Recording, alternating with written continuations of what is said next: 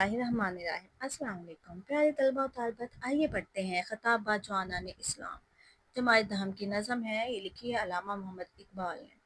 Last video में हमने इसके शेर नंबर 1, 2 और 3 की तशरीह की थी। आज हम करते हैं शेर नंबर 5, 6 और 4, 5 और 6 की तशरीह।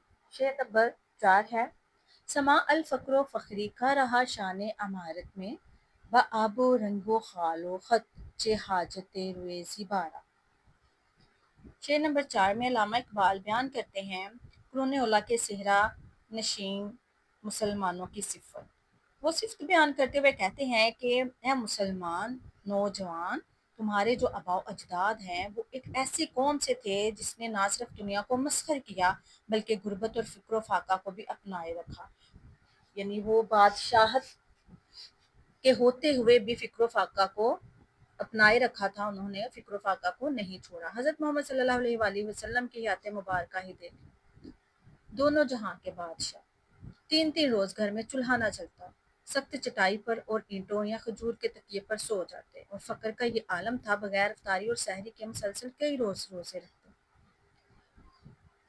खुलफाए राशिदीन को देख लें, हजरत अबू बकर सदीक खलीफा वक्त हैं, इसके बावजूद खिलाफत से पहले जिस औरत की बकरियों का दूध दोहते थे, खिलाफत के बाद भी यही मामूल रहा। खिलाफत के बाद भी वैसे ही उसकी बकरियों का दूध दूध दोहते रहे।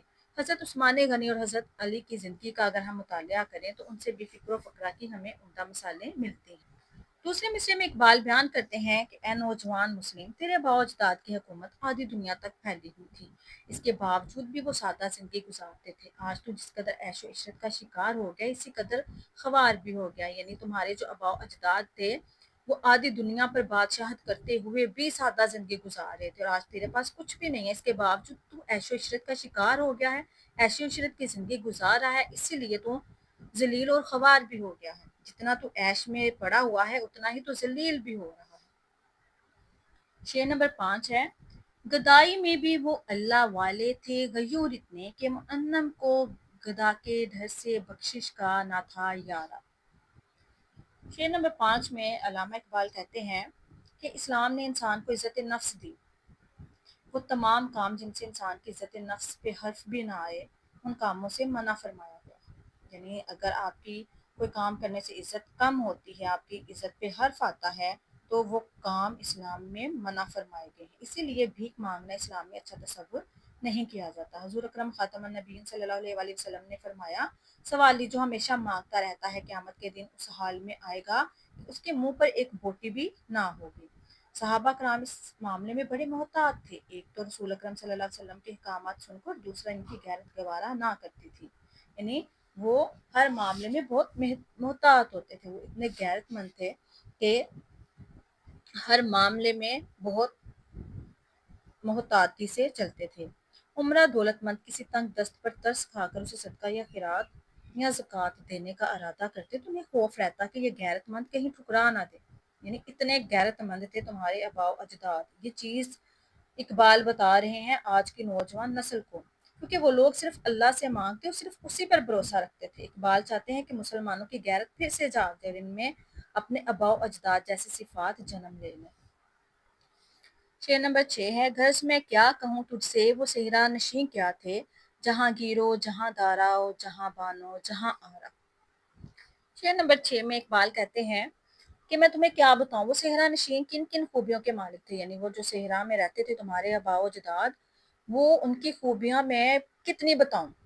अगरचे वो सेहरा में रहते थे, वो बकरियां चराते थे, लेकिन नबी पाक सल्लल्लाहु अलैहि वसल्लम ने इनकी ऐसी तरबियत की थी कि इन जैसी जमायत अब रुए ज़मीन पर नहीं मिलती। वो मेहरबान दिल थे, लेकिन बातिल से मुकाबले के वक्त सख्त थे। दूसरे मिसरे में शायर कहता है कि करने अव्वल के मुसलमान जब इस्लामी तलीमात पर मुकम्मल तौर पर अमल पैरा हुए तो सारी दुनिया उनके कंट्रोल में आ गई थी। बड़ी बड़ी सल्तनतों के उन्होंने तख्ते उलट दिए, 3 बड़े आसमों का पर उनका झंडा लहराता था। हुकूमत के नहरी कानून बनाए, मसाली हुकूमतें कायम की। वो जहाँ आ रहा थे अवाम के असल निगहबान थे, अवाम की हिफाजत करने वाले थे, और ये सब खूबियाँ इनके अंदर इस्लामी तलीमात पर अमल पैरा होने की वजह से थी। तो आज का मुसलमान भी अगर इस्लामी तलीमात पर अमल पैरा हो जाएगा तो उसके अंदर ये सारी खूबियाँ आ जाएंगी। तो अल्लामा इकबाल जो है वो अपनी शायरी के ज़रिए नौजवान नस्ल को बार बार ये पैगाम दे रहे हैं कि अपने आबाओ अजदाद की पैरवी करना शुरू कर दें।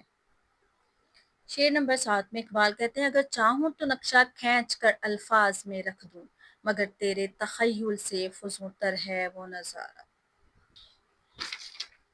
तशरीह तलब शेर में शायर असर हाज़िर यानी आज के नौजवान से मुखातिब होकर कहते हैं कि अगर मैं चाहूँ तो तेरे आबा अजदाद के कारनामों को अल्फाज के ज़रिए से बयान कर सकता हूँ, लेकिन इकबाल कहते हैं कि ये कोशिश बेकार ही होगी, क्योंकि उनकी अजमत की लफ्ज़ी तस्वीर देखकर तुम्हारी आंखों के सामने अंधेरा छा जाएगा। उनकी ताकत, उन जोरे बाजू के कारनामे सुनने की तुम्हारे कान ताब न ला सकेंगे। यानी तुम इस काबिल नहीं हो कि तुम्हारे जो आबा अजदाद हैं उनके कारनामे भी तुम्हें सुनाए जाएं। वो तो उस मर्तबे पर थे जहाँ तुम्हारी सोच की भी रसाई नहीं है, तुम्हारी सोच भी वहां तक नहीं जा सकती जहां तक तुम्हारे आबाओ अजदाद थे। हकीकत में इकबाल नौजवान नस्ल को तरकीब दे रहे हैं कि अपने सोचों में इनकलाब पैदा करें। वो चाहते हैं कि असर हाजिर की मुसलमान नौजवान नस्ल अपने जहन को वुसअत दे, अपने जहनों को बड़ा करे, ताकि ये जहनी वुसअत दीनी और दीनी कामयाबियों में उसका साथ दे। ये थी शेर नंबर 4, 5, 6 और 7 की तशरीह।